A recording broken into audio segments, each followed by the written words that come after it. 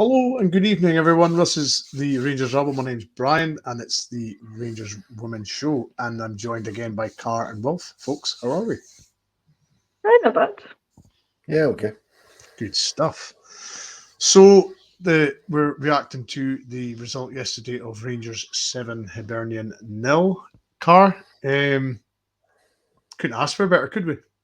No, I thought it was going to be a stuffy game because Hibs usually give us quite a good test, but I guess that wasn't to be yesterday. And at Ibrox, they all had a good old time scoring a few goals, but it took a while for us to get into it, which I'm sure we'll come on to. But it was a good day all round, I think. Yeah, well, the women's team back at Ibrox, decent enough crowd.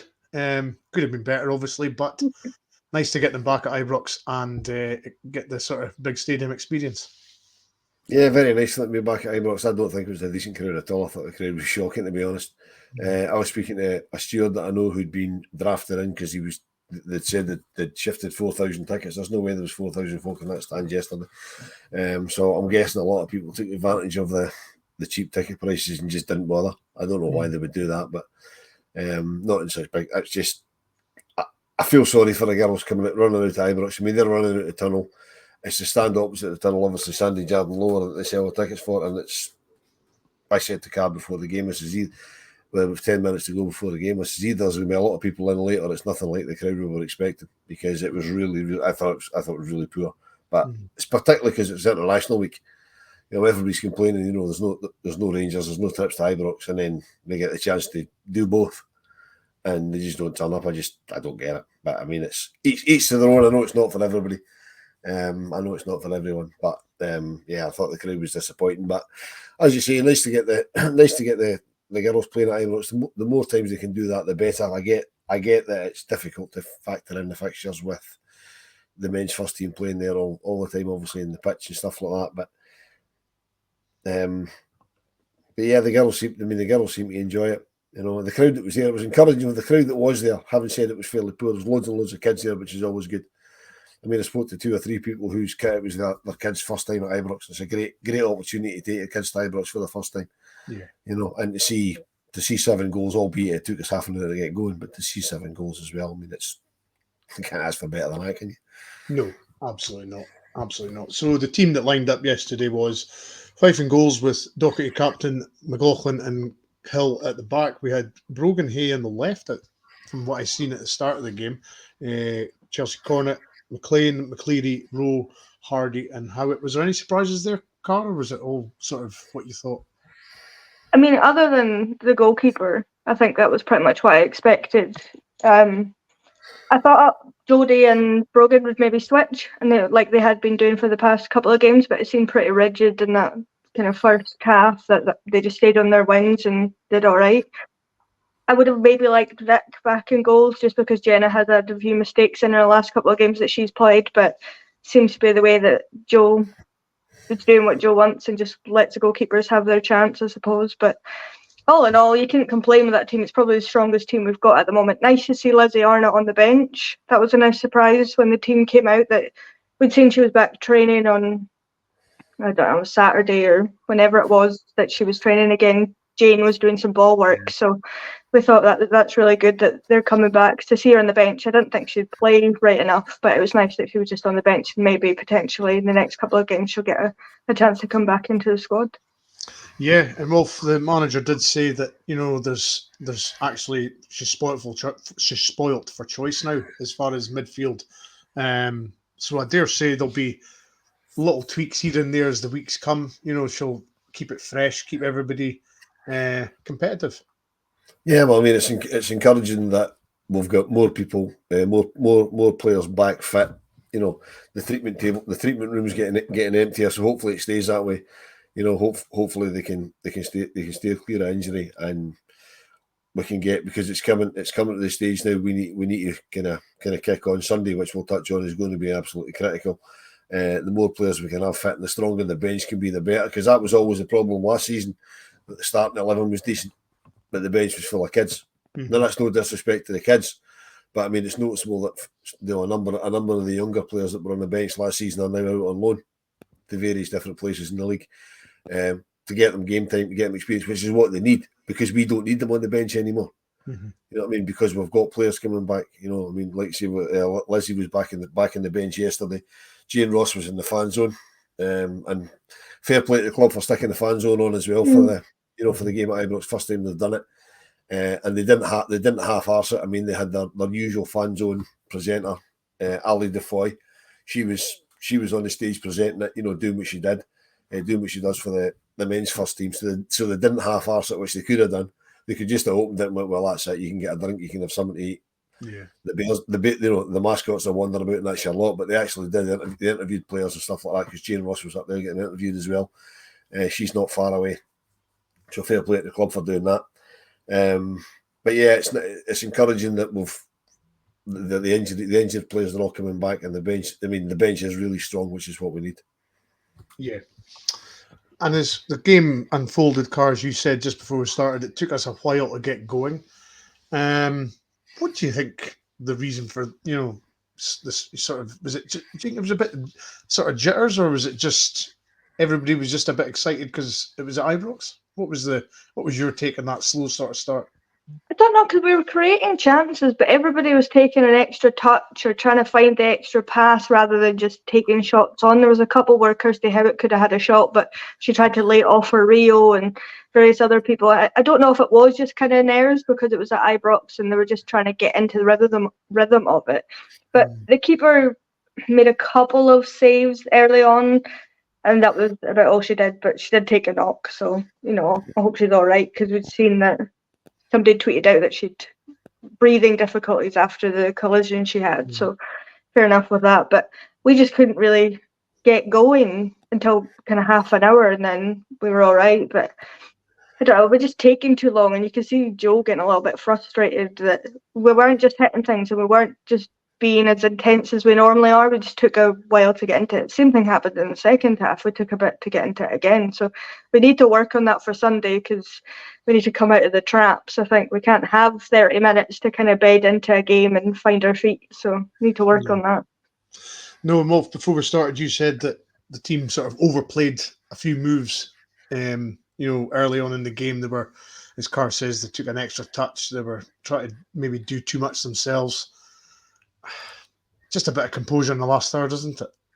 Yeah, they were overplaying it. I mean, there was a combination of things. I said that to Cara and Laura, who Laura can't be with us tonight because she's got other things on, like sleeping, because we are recording a wee bit late at night. So hopefully we'll get Laura back on in the next pod. But yeah, I mean, I said to them at the game, we're overplaying it. As Carl says, they're taking a touch too much. There were a couple of occasions when they tried to play in a teammate when it was possibly better to have a pop themselves. And I mean, I think I commented at one point, if the teammate wasn't there, they would have had the shot. So the fact that they were playing as a team was detrimental at 0-0 in the early part of the game. And on top of that, the times we did shoot, Hibs were just throwing themselves in front of absolutely everything. Until we scored, they were throwing themselves in front of absolutely everything. So that makes it more difficult to score as well. But yeah, we did overplay a little bit. Yeah. And Carr, the first goal came courtesy of a short corner, which is the one sort of way I hate a corner. Same. I like to get the corners in the box, but for once the short corner sort of paid off, didn't it? It did. It was kind of a weird one, because it looked like Kirsty McLean was going to take the shot herself, and then she kind of left it for Kirsty Howat to just kind of curl it.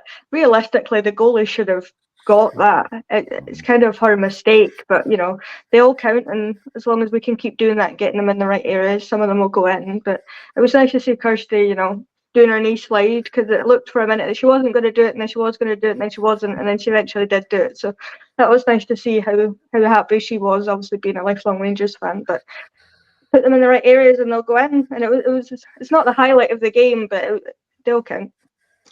Yeah, and as I said before we started, I felt as though, Wilf, that if we got one, I felt as though we could get a few more.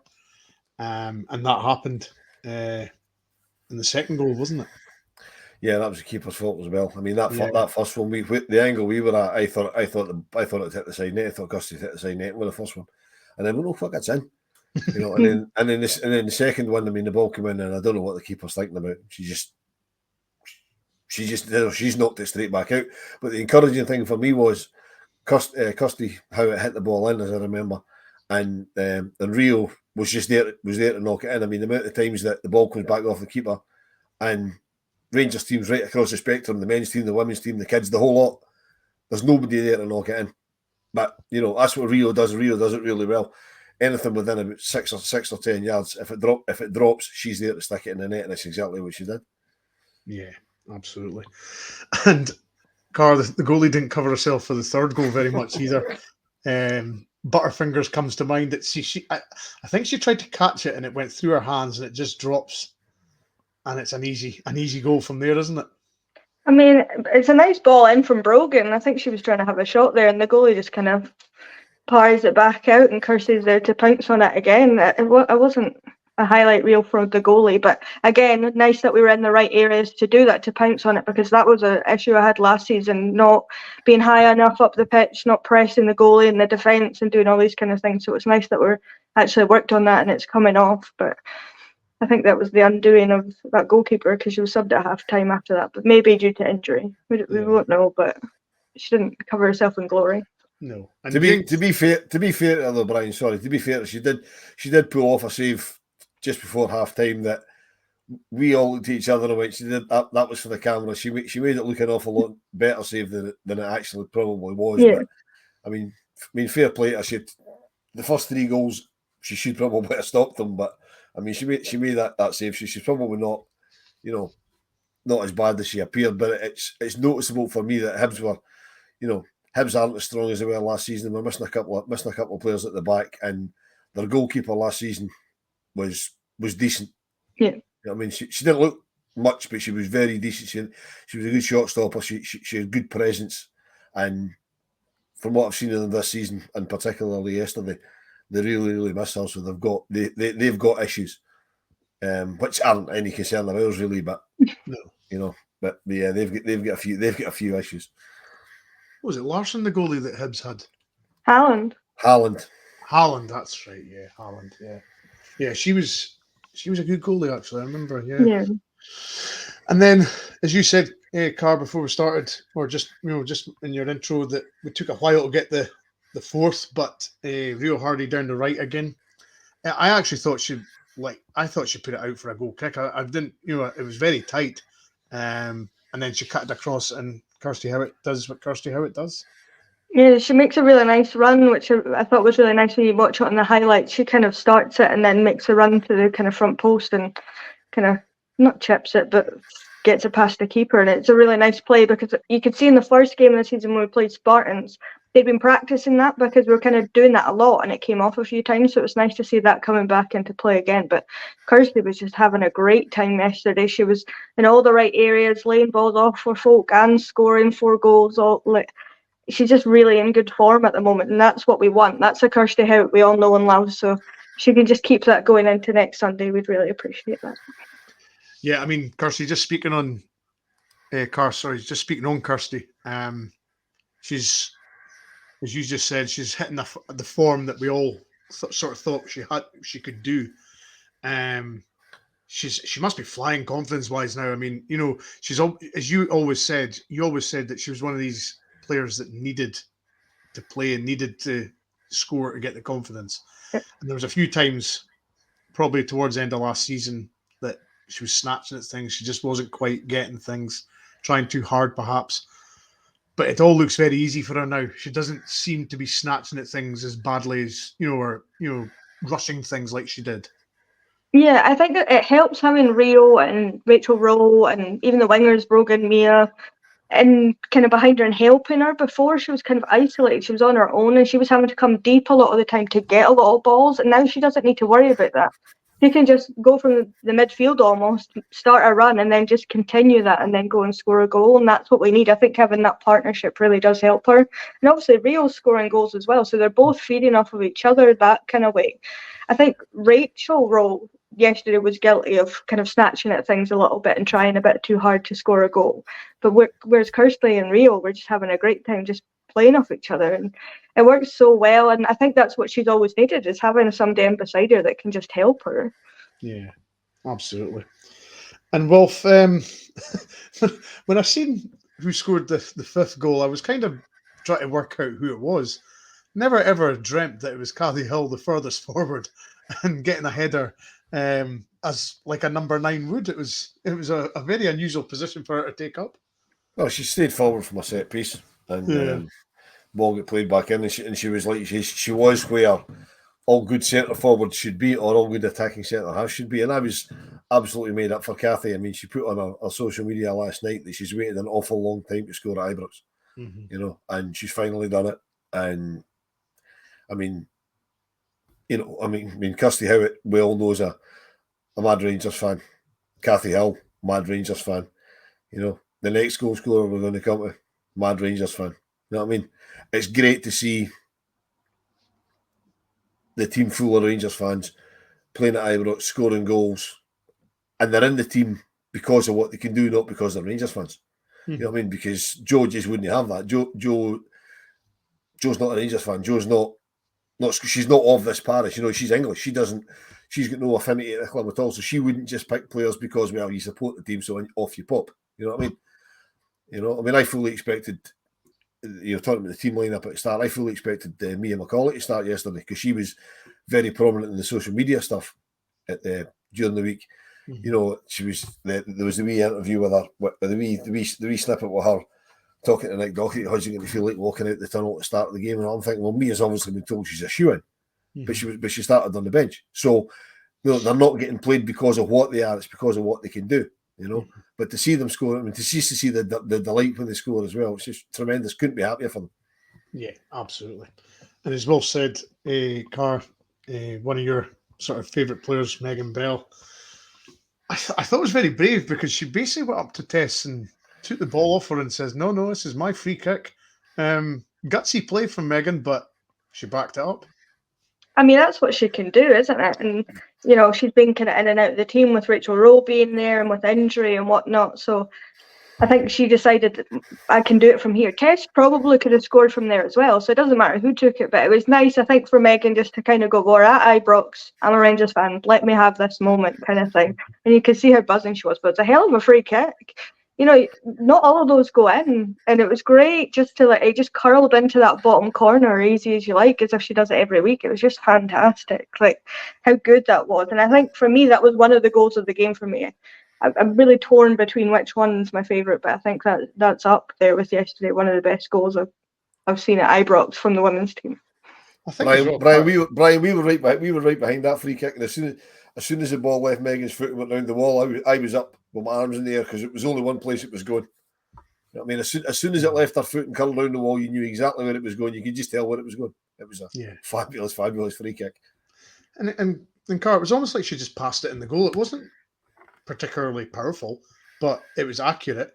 It was low, and it was in the side netting, and that's a nightmare for goalies, isn't it? Yeah, I mean, I don't think the goalie was going to get to that anyway, but she just did what she had to do and just kind of curled it round everybody that was in her way and just it went in. That's what Megan's capable of.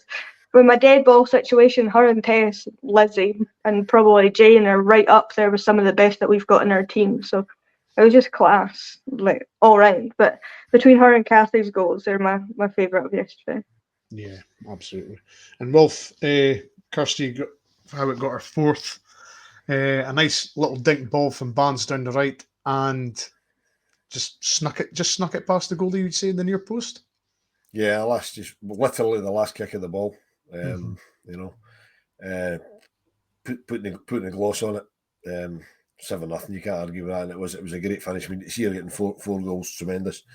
For her to get 4 goals in any game anywhere is good, but to get 4 goals at Ibrox, you know what I mean? Just you can't. It doesn't get better than that. Yes.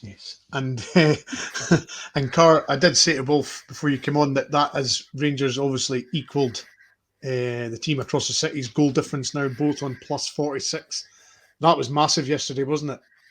Yeah, we really need that. And that could become, like, at the end of the season, hopefully not, because by that point we'll just be miles ahead of them on points, never mind goal difference. But it could prove pivotal, rather, come the end of the season. But it was just nice that at a point where we needed to score a lot of goals against the team that was struggling, we did that, because I think last season there was moments we could have done that. We just took our foot off a little bit and didn't go for the throat.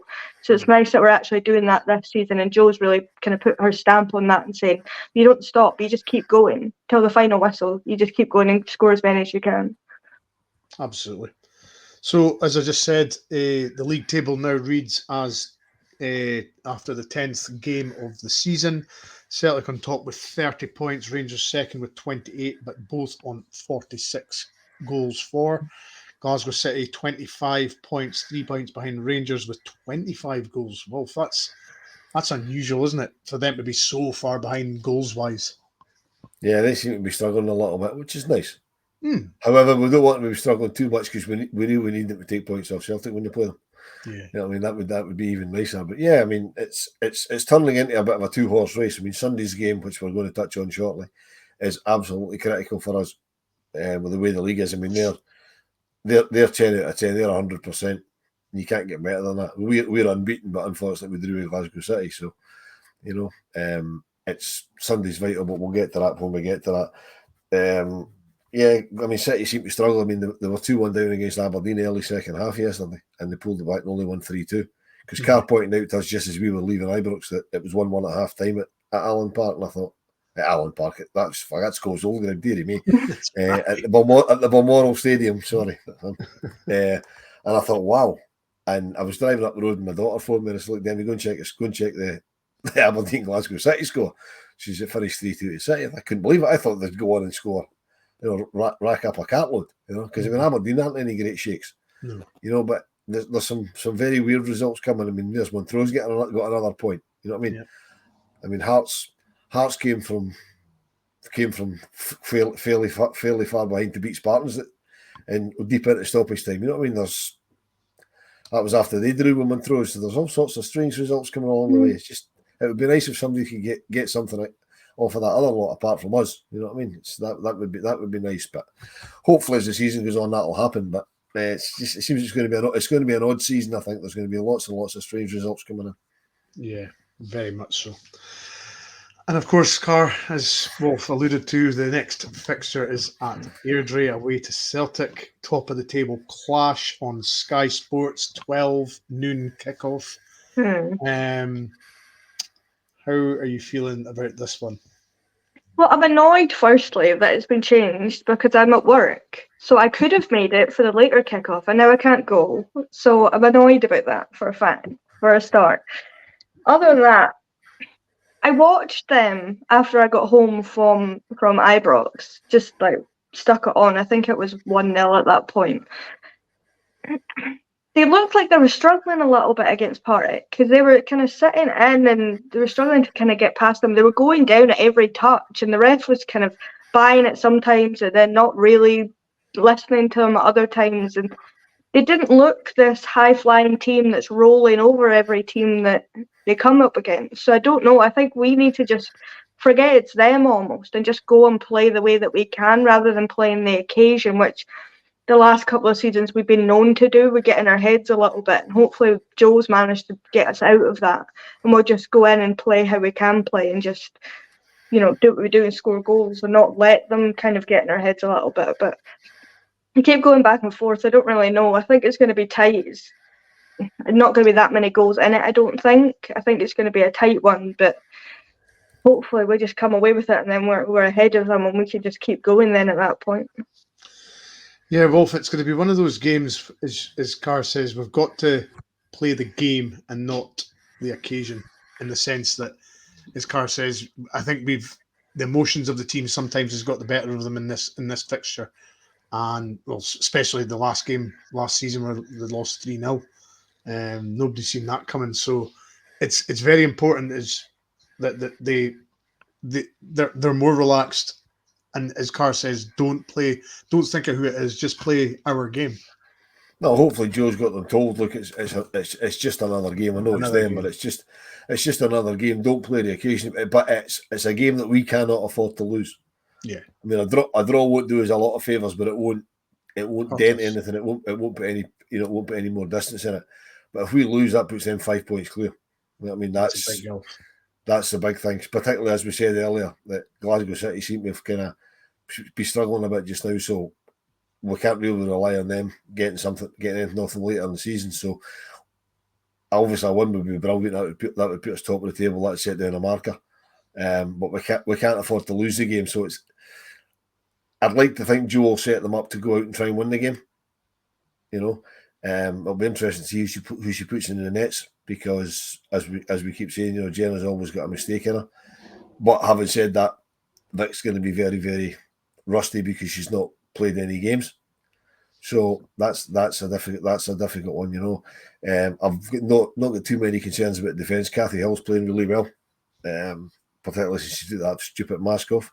I know she had to wear it for medical reasons, but it didn't seem to do her any favours, And again, she'll be buzzing after scoring the Ibrox on Sunday. Nick Docherty will give you what Nick Docherty gives you, and Rachel McLaughlin will just do what Rachel does. You know what I mean? So the defence doesn't really particularly bother. The midfield will be interesting. Up front, you've got to see it'll be Rio and Kirsty up front. You would imagine. It's who that we play out on the wings that will be interesting. I mean, I would expect Brogan to start because she's back from injury and she started yesterday, and she got taken off early, which is fine, because that would indicate to me she's saving her for next week. Because she's only just back after a fairly long-term injury. It'll be interesting to see who plays on the other side. It's going to be one of the youngsters, but which one? You know what I mean? And then in the middle of the park, I don't know. Does Tess come back in?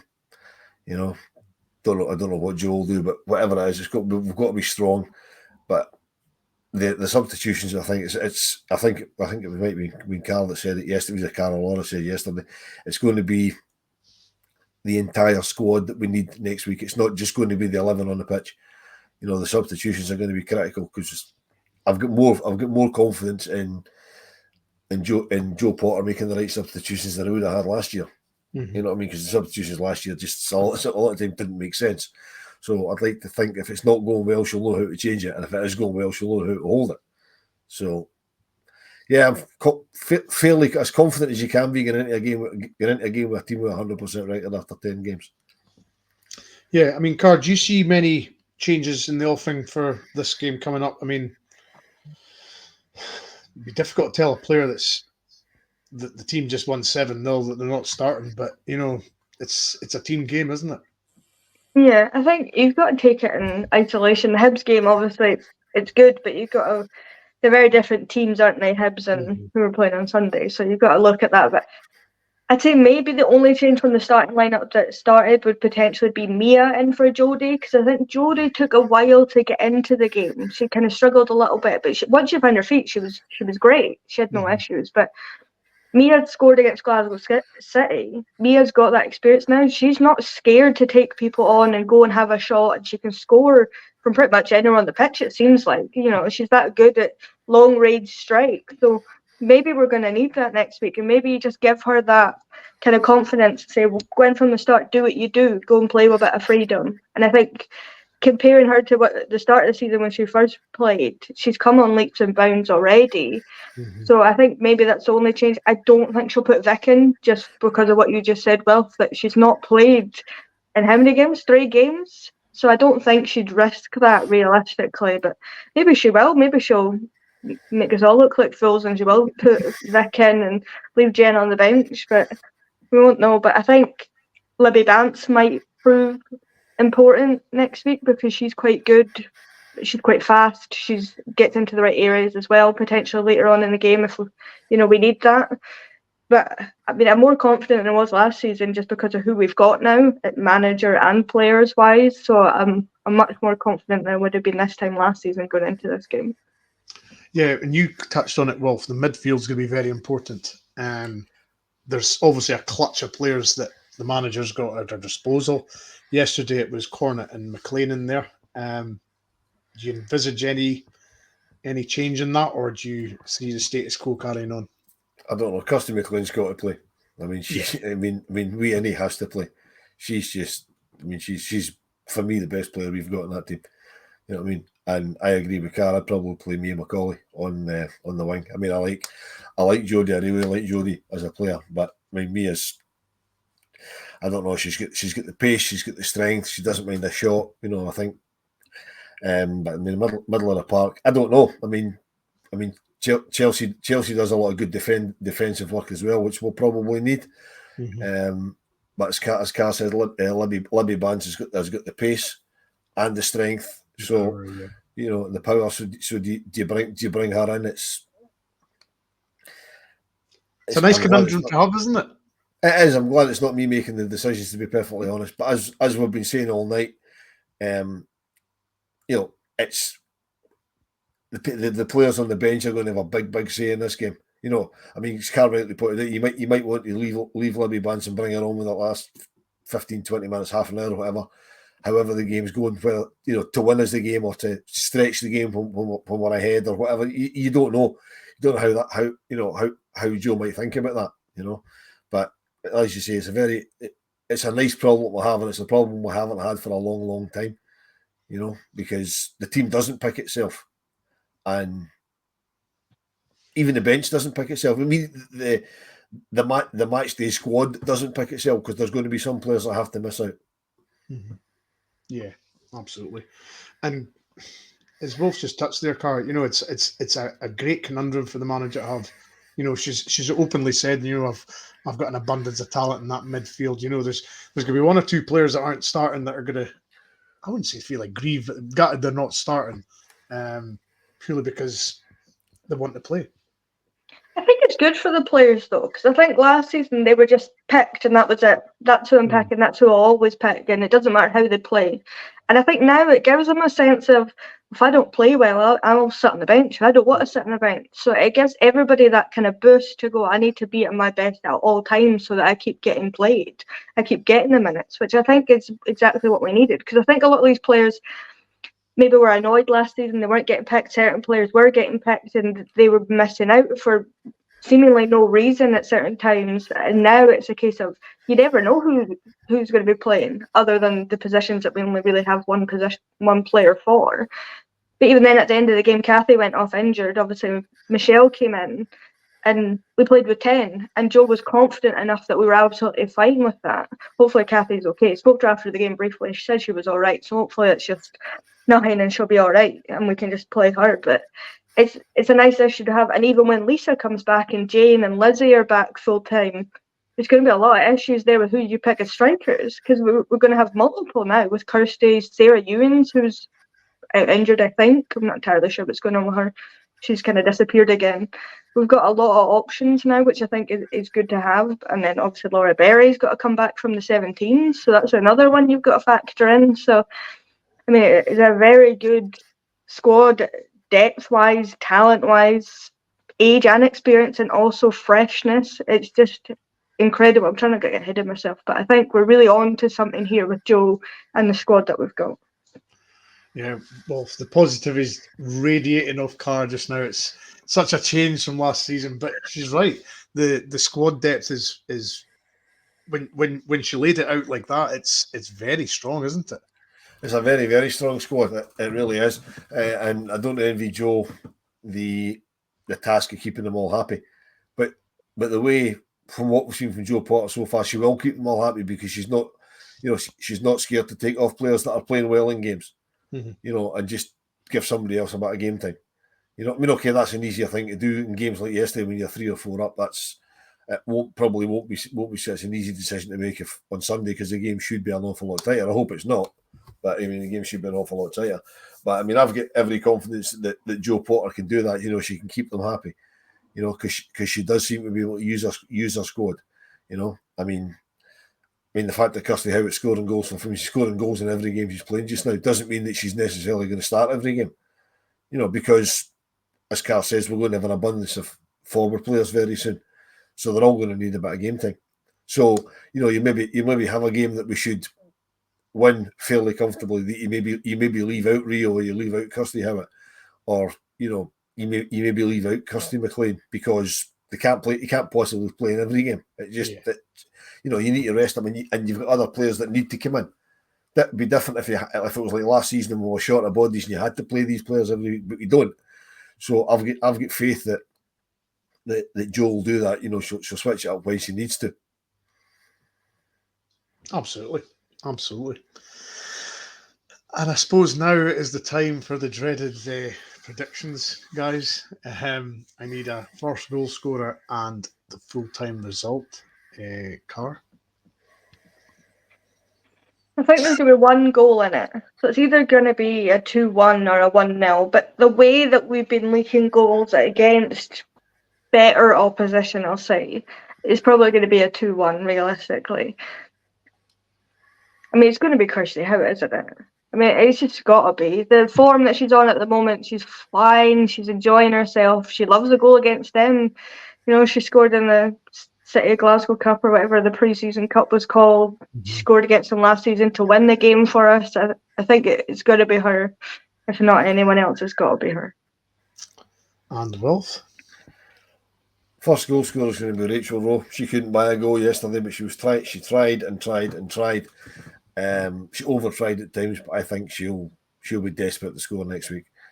And Rangers will win by 2-0 because I never say Rangers will concede a goal. And before I ask you for your prediction, Brian, I'd like to congratulate Laura, who's not with us, and Carr for their initiative yesterday at the game. I don't know if you noticed, but I mean, everybody that watched the highlights will notice that the players all had on pink wrist tape, and that was all down to the yeah. I've actually managed to borrow a pink T-shirt as well, so I can be wearing. I missed the memo. You didn't tell me. I would have quickly got changed. No, I just thought it was a nice thing to do. My daughter's got a Rangers Charity Foundation pink top, but I've got no idea where it is. I think there's time to find it, so I just borrowed to grab this out of the missus's drawer. That was drawer, Brian, not drawers. Okay, before you get carried away. So, but yeah, I'd like to. As I said, the girls, the players yesterday were all wearing pink wrist tape because Laura and Carr had a Wear It Pink initiative yesterday, which they raised money for breast cancer now. Yeah. And obviously that's a charity very close to some, the team, particularly Kathy Hill, because her mum sadly passed away of breast cancer a couple of 2 or 3 years ago. And it was great to see that the players took it all on board and had the wrist. I thought the wrist tape was a great touch. I'd never seen anything like that before, because normally they wear little wee bits of cloth on their tops or whatever, or wee bits and pieces, but the wrist tape is brilliant because it sticks out. You watch the highlights and you can see it. They've all got this wrist tape on it. It's fun. I don't know whose idea the wrist tape was, but it's fantastic. Absolutely fantastic. So congratulations to you and Laura for doing that initiative. I'm sure the Just Giving page will still be kicking about if people want to find it. It's on the Rangers Women's what's it called? What's it? Rangers Football Club Women's Supporters Group. That's the fella. Aye. It's on WSG. Yeah, it's on all their socials. So if you've got a couple of quid to spare, folks, throw it in there. It's a fantastic cause. But yeah, I will say Kathy always wears the pink wrist tape. Yeah. And this is all Laura. I knew nothing about this. Alan knew nothing about this before the game. Laura I think she tried to contact the club and, as usual, got no response because they're just slow as a week in the jail with anything like that.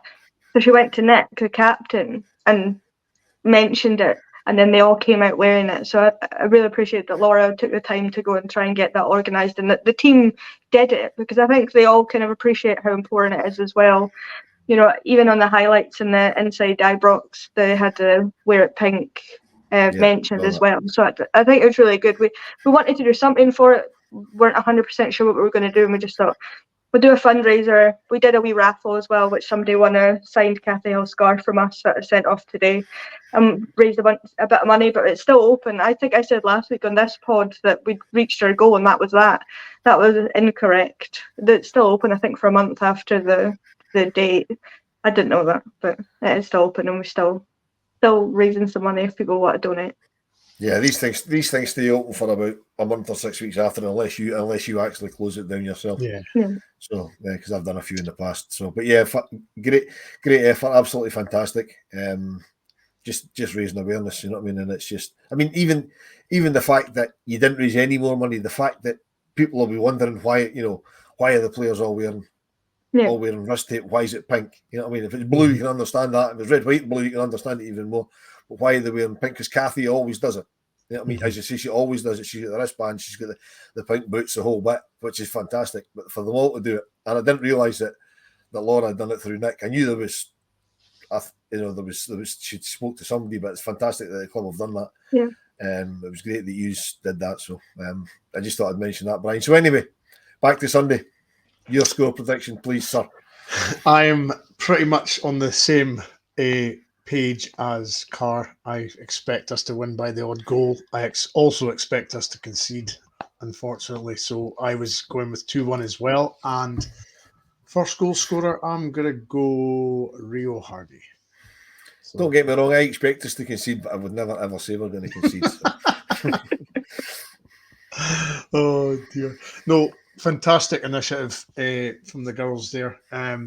It's obviously touched a lot of people in life. Breast cancer, it's an important one. So it's another great cause that the club have got involved in, and congratulations to Laura Carr and all the guys that helped get that going. So as they say, it's on the Rangers Women's Supporters Group's Twitter, Facebook. You'll find it on any of the socials, and their Just Giving page will be there. If you've got any spare change, just to throw it their way, then they'll be gladly appreciated. So guys, that's us. We won't. We said half an hour, but we eked it out a wee bit more. Both have to take the dog out now, will you? No. He's been off at this time of night. No, he's been out. Just to let you a wee peek behind the curtain. It's now 7 minutes to 11 on a Monday night. Dog's already been out. He's lying here sleeping. Carl's just in from her work. Yep. So no, dog doesn't need to go out at this time of night. He went out between the two pods, so that's fine. Good stuff. Well, my thanks to Carr. Are you right? And Wolf, thanks again. Always a pleasure, Brian. Absolutely. And we shall obviously work providing and schedules providing. We will hopefully bring you a reaction on the Monday evening next week for the reaction to the Celtic Rangers game at Airdrie. So we shall catch you then, and hope you have a good week. Thank you.